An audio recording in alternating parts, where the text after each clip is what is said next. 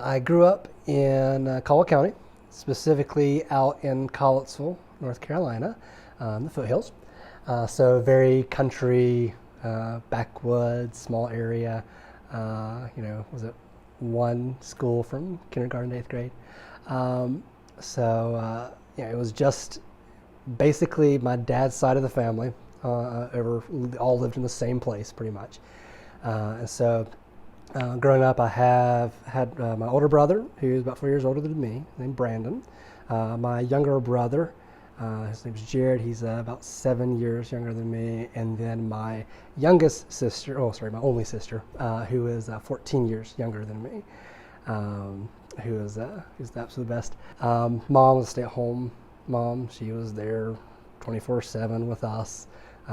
She would talk about it every once in a while about going to get a job, but I don't think she ever would have had time between all of us.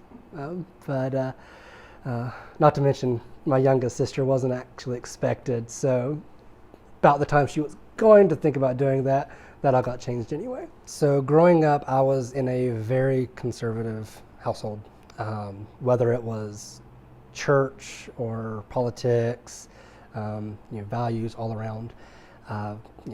Very much so Republican. When it came to the political area, it was right down the line, right down the line, and actually further to the right. 100% pro-life. There was no exceptions in those views. Very quote unquote traditional family. Everything from that to economics to whatnot. So very conservative, and that's how it was. That's what you believed. So everything growing up for me was rooted in those, but actually mainly rooted in the religious aspect. There was no rock music. I love rock music. Give me some rock or emo rap, whatever. I love that stuff. But back then, none of that. We actually weren't even allowed to listen to most Christian music because it was too contemporary or wasn't biblical. A lot of it was basically gospel. My political involvement came largely because of how I was brought up, not just being conservative, but because, my dad primarily, had the idea of, you have to be involved, you need to pay attention at least. Not say that, they were very politically involved or, they didn't necessarily do a lot when it comes to volunteering and so forth and campaigns and such, but they put that in me growing up and being involved. And so whenever it came time for me to vote, when I turned 18, so I'll be around 2006, I started looking into it, trying to figure out what I wanted to do, and being that we were very conservative and that even the conservative values we had were more conservative than the typical Republican candidates, I started looking elsewhere. And so I started finding, libertarian, Greene, the Constitution Party, and ended up falling into the Constitution Party, which I realized was very infant in North Carolina because you couldn't get on the ballot. And so because of that, I ended up getting involved in what they call ballot access laws, which is what regulates who can and can't get on the ballot. And so through that, I formed an organization called Free the Vote North Carolina, and there was an opportunity to challenge the ballot access laws for independent candidates in North Carolina. And who's probably the foremost expert on ballot access laws is a guy named Richard Winger out in California. And he approached me about trying to find someone to run for Congress to push that lawsuit forward to challenge the legal requirements. And so I think at that point I had just graduated high school, started college, and of course I couldn't do it, and there was no way because I did not like public speaking. And so I convinced my dad to do it. And again, that's not something that he had done in the past. That's not the type of thing he did. He has sort of that, I guess, I felt he had that persona about him that he could do it. But basically, he didn't want to do it at first. It just wasn't him per se. But I threw back up the how you brought us up to say something. We see an issue, we try to approach it, we try to fix it. This was his chance. And so filed a lawsuit, went through federal court, ended up losing in the end. But I mean, that's one part among all the other things that we did advocacy-wise to end up getting where we needed to be. So growing up, I feel like I had a good childhood. Like me and my mom, for instance, are always extremely close. One of the most insane people I know, in a good way, in a very good way.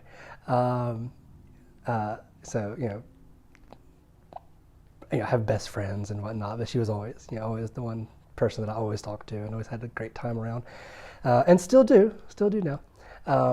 But that being said, growing up, it became harder, internally at least, not to everyone else. No one else would see it, because around 11, 12 is when I realized that I knew that there was something different, I guess. I don't think I really thought of in terms of being gay or not being straight or whatnot. But it was around 11, 12 that I realized those things. And, very short after that, I knew exactly what it was. I knew a year or two after that I wasn't straight.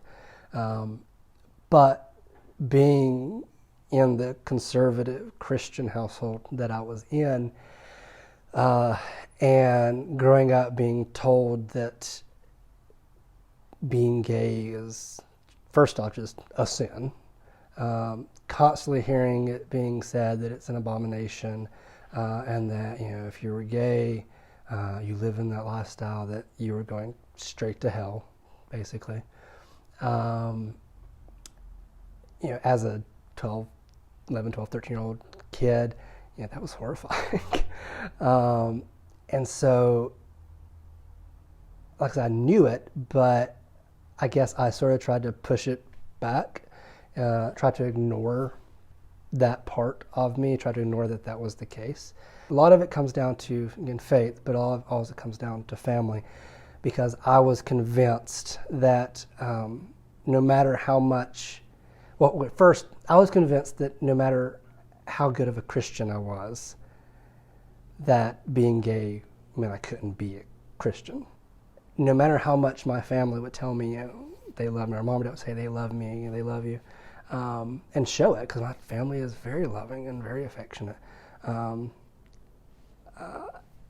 In the back of my head, all I could think half the time was, but if you really knew me, you wouldn't, and that you can't really. So I think a lot of people that I know of at least, or acquainted with now, they may have grew up in a lot of homes like that, but or environments like that rather, and then you come out when they get out of high school, get into college. Me, on the other hand, I was so determined to not be that, and so I went from getting involved, and I did all the the regular college things. I literally fought against what I was, because I was so determined that I couldn't be that.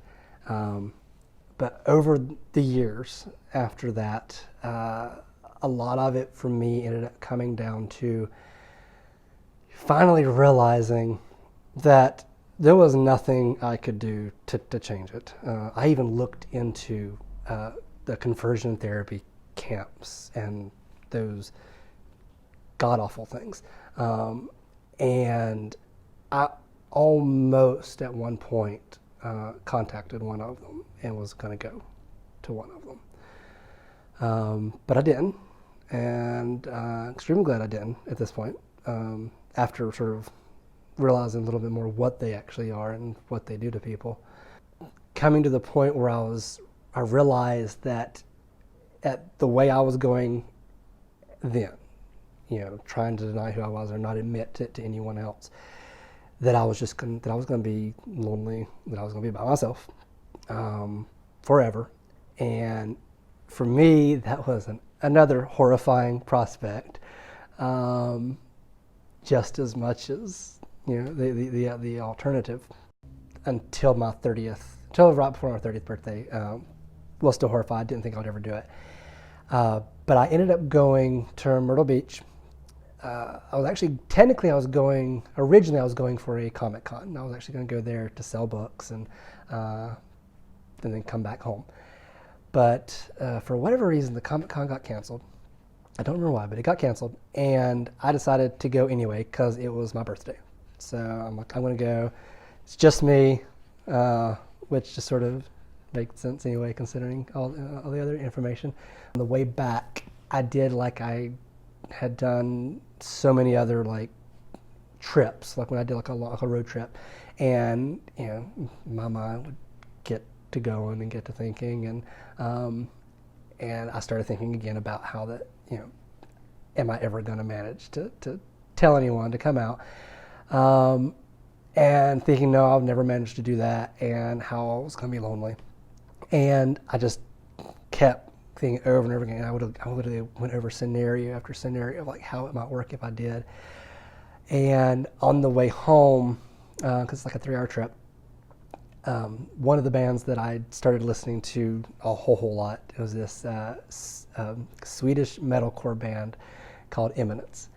And they have this one song called Coming Undone, which unfortunately I don't remember the lyrics to the part, but I listened to that song over and over and over again, and because a lot of the message behind it is sort of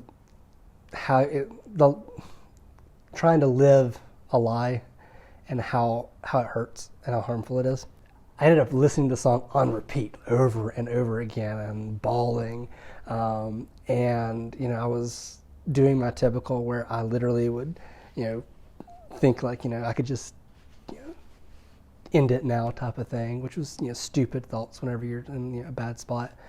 And something about that trip and listening to that song over and over again, it finally settled in that I had to finally just accept it, and that was the only way I would be happy.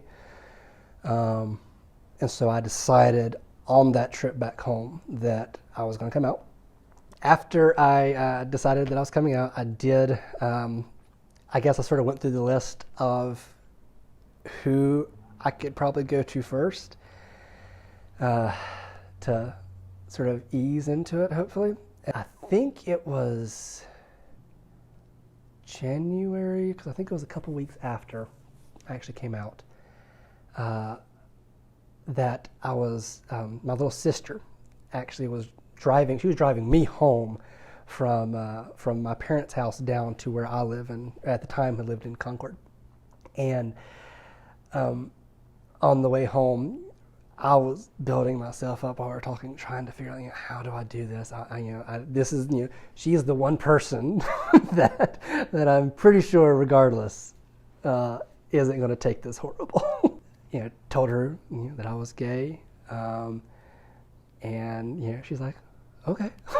And it wasn't like a big deal, and of course she was, even though she was only like 16 or something, she was like, it's good, there's nothing wrong with that.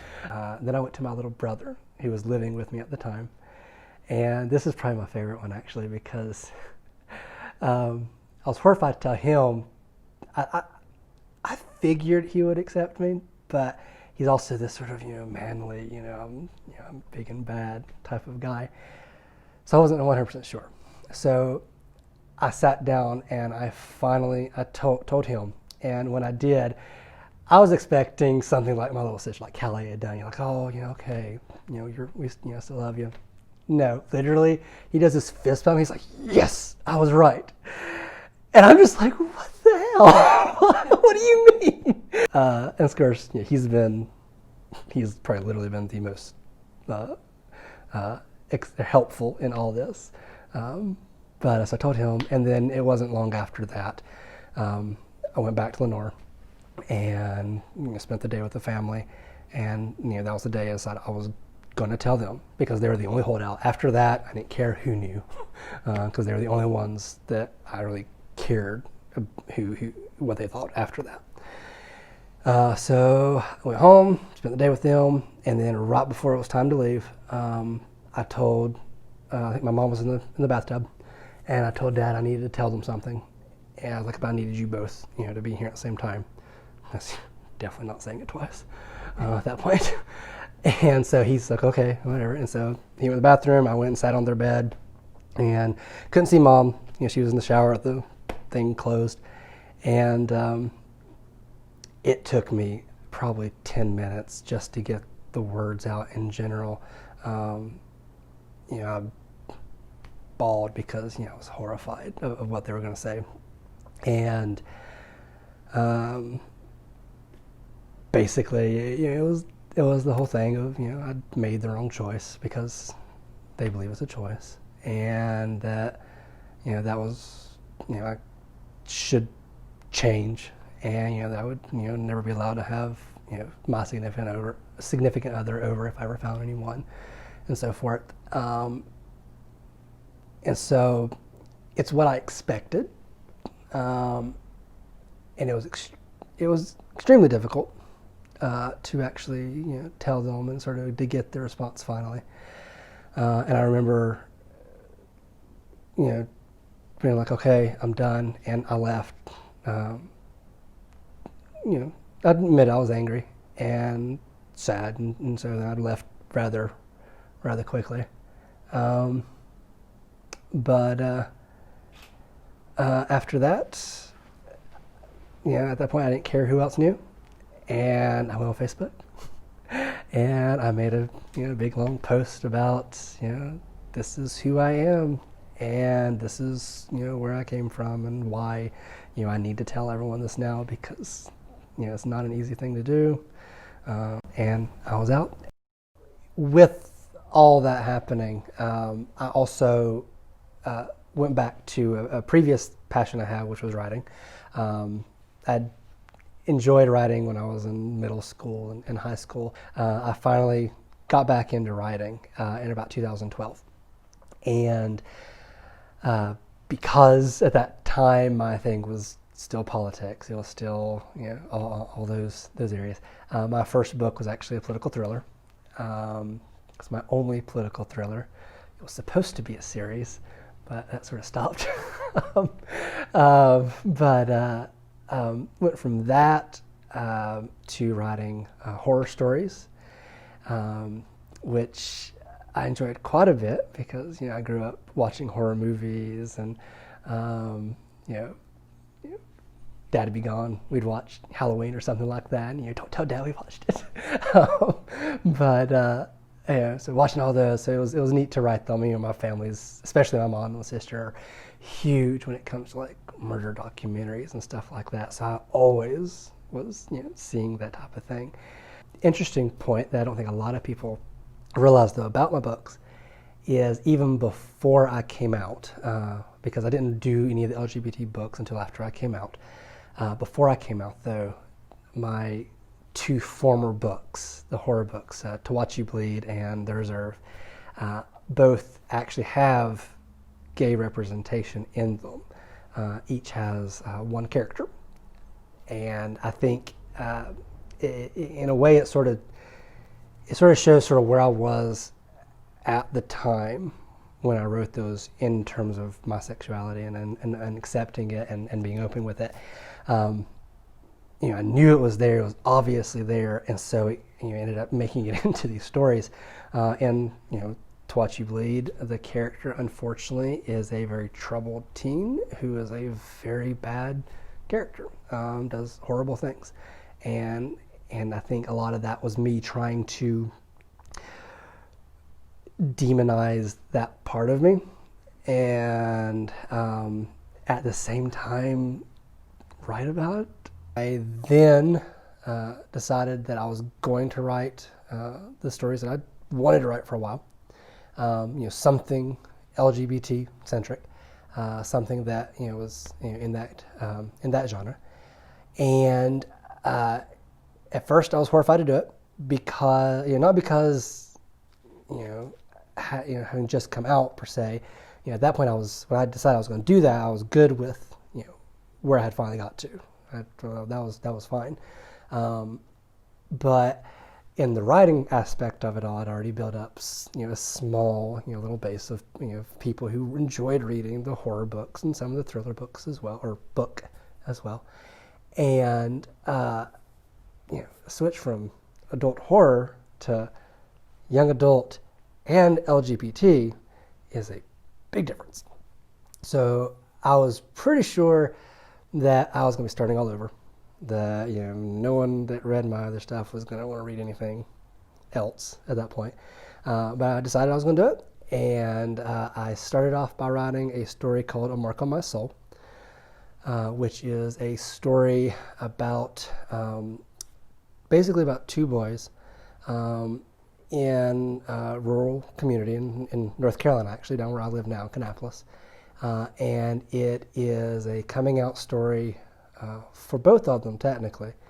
And it goes into largely how someone growing up in an environment like I did, in a very conservative, very Christian environment, knowing they weren't going to be accepted and then not being accepted, how that can affect people. And so my first book was sort of that type of purpose in way of thinking. And then my second book that is in the process of coming out, it's actually comes out December 8th. It's called Watching for Comets, and it's actually just got the hardback of it recently, so I'm pretty excited. Is a much happier story. It's actually, if you look back at all of my books, it is the first story I have wrote with a happy ending. The very first with a happy ending.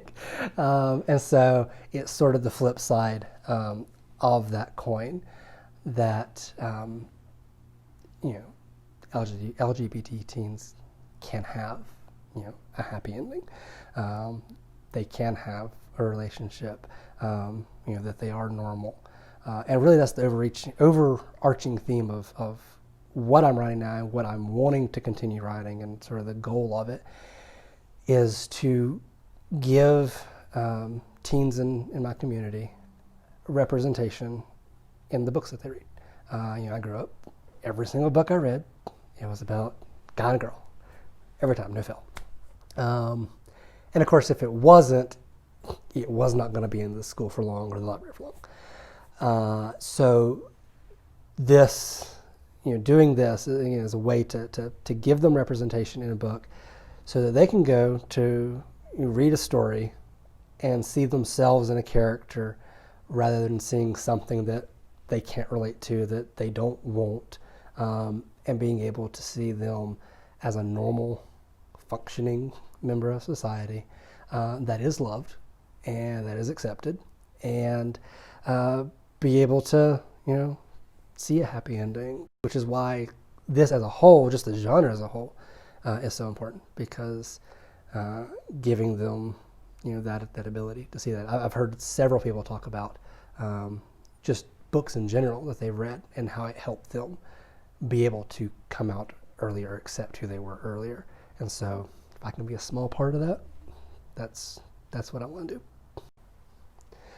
So with this book and with getting these under my belt, I'm now at the point where I'm completely, I guess you could say, all right with who I am. Because even while writing these, actually, still working through some things and understanding how people react and so forth.